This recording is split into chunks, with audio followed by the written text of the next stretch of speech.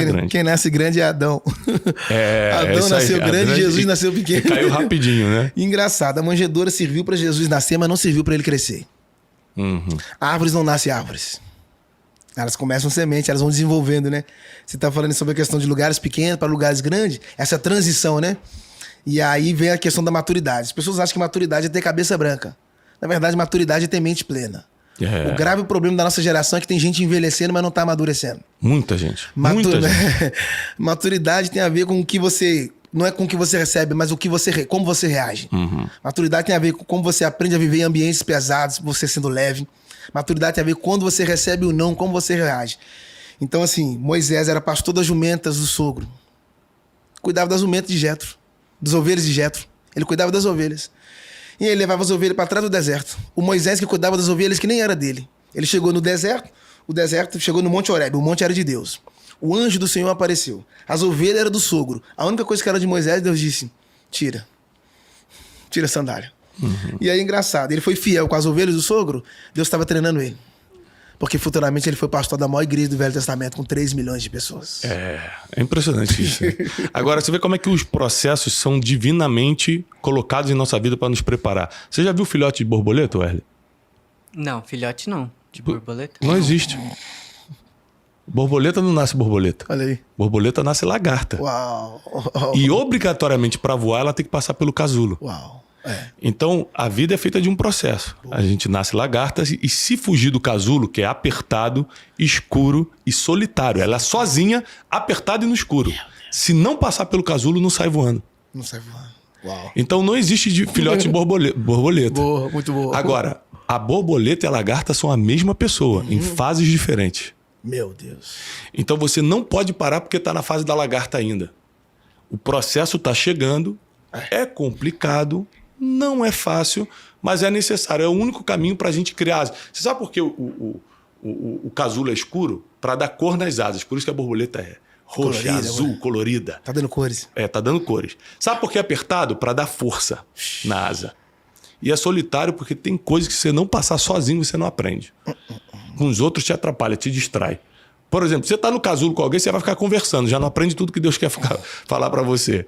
É por isso que a maioria dos cursos de transformação que existem, mundialmente falando, são cursos que você não pode falar durante o curso, eles te proíbem. Não pode levar celular, você não pode falar com ninguém, porque você não consegue sair transformado conversando.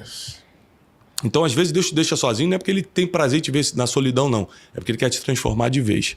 E você teve alguma experiência? Porque, por exemplo, eu nunca me desviei, mas, irmão, eu errei pra caramba. Ou seja, eu nunca saí da igreja. Eu nasci na igreja e estou na igreja até hoje. Também. Eu nunca me desviei. Mas na adolescência eu fiz o que eu quis, paguei um preço por isso. Cometi erros que eu sabia que Deus não gostava, mas queria experimentar. O problema é que as pessoas não sabem que tudo que a gente planta, a gente colhe. Então, quando alguém fala assim pra mim, caramba, você tá indo muito longe. Eu falei, cara, já era pra eu estar muito mais longe se eu não tivesse cometido os erros que eu cometi. A gente acha que tá longe porque a gente não tem dimensão do Deus que a gente serve, que poderia ter levado a gente muito maior se a gente mesmo não tivesse se atrapalhado. Boa. Né? Porque o inimigo em si, ele só fica ao derredor, ele não consegue nos frear, não. A gente que se atrapalha com nossos erros. Boa. Aí, com os nossos erros, ele entra para fazer a festa. Né? Então, como é que foi a tua vida cristã? Você se converteu, já nasceu na igreja, né? Foi tendo experiências com Deus, nunca se desviou? Como foi isso? Então, isso é sério. Você tava falando sobre o processo aí, né? O processo é esmagador, cara. Porque o processo você não entende quando entra, você só entende quando sai, né? E é tão rico que o processo é privado, mas o propósito é coletivo. E é em público. O propósito é pra todos, mas o processo é pra você. E aí, eu nasci no lar cristão, e engraçado, eu casei com 29 anos, casei virgem. Eu não tenho um testemunho cabuloso, assim, que eu aprontei, assim, minha vida foi muito de boa, no sentido de que eu me entreguei de fato mesmo. Acho que eu comparo assim que tudo... Viu, Hélio? Casou, tá bom? Você que tá pensando em errar antes de casar? E é engraçado que quando você decide viver um propósito, você sempre vai ser cercado por uma proposta. Às vezes a proposta vem maquiada de propósito, mas na verdade é uma proposta. E aí a prova disso é que José estava no palácio e a mulher de Potifar viu que a casa estava sozinha e ela queria ter um caso com Zé, mas ela chegou atrasada. Porque quando ela foi para ter um relacionamento com José já tinha um relacionamento com Deus. O José abriu mão da mulher para ganhar o trono. Hoje as pessoas abrem mão do trono Por causa da mulher.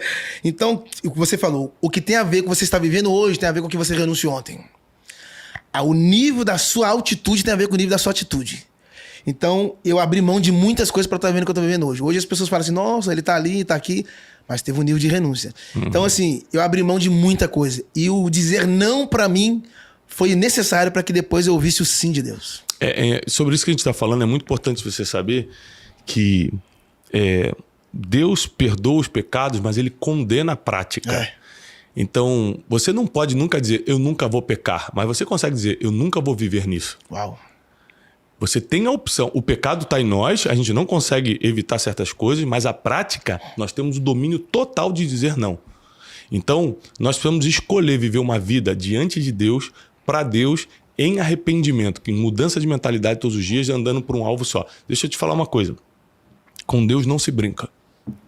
Não dá para brincar com Deus. Então, esse negócio de falar assim, Deus é a cereja do bolo, eu já estou bem financeiramente, estou aqui me ajeitando emocionalmente, sentimentalmente estou encontrando o amor da minha vida, agora vou botar uma espiritualidade na minha vida só para ficar bem. Não é assim com Deus. Com Deus é tudo ou nada. Ou tudo pertence a Deus, ou ele não quer nada de você. Então, você precisa tomar uma decisão hoje.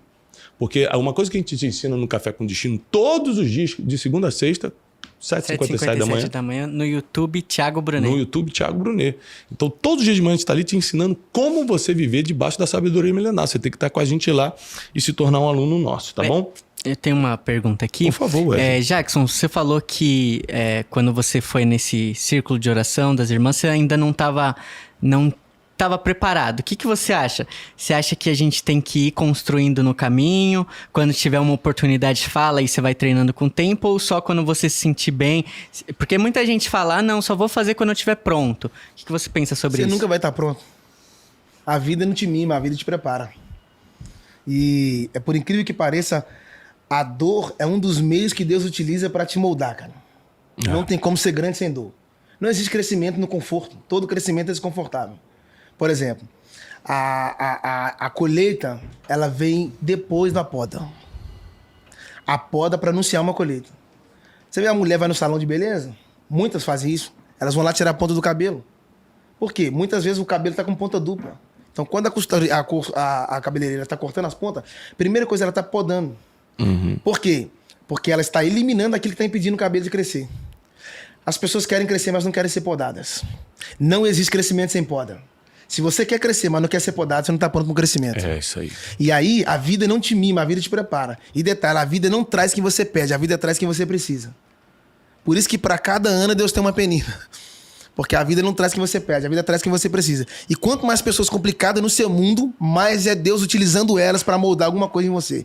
E aí foi através dessas irmãs, dessas pequenas oportunidades, dessa pressão, né? Porque era muito rápido, cara. Tinha um dia lá que falava assim, ó, você tem 3 minutos. Como assim, mano? O que você fala em 3 minutos? Gente, passeja convosco. Era muito rápido. Só que eu entendi que foram através dessas pequenas oportunidades que Deus foi usando como chave. Concluo.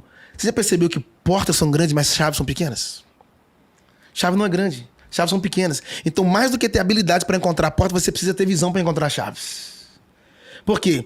Quando você encontra a chave certa, você não precisa ter muitas chaves, só precisa ter a chave certa.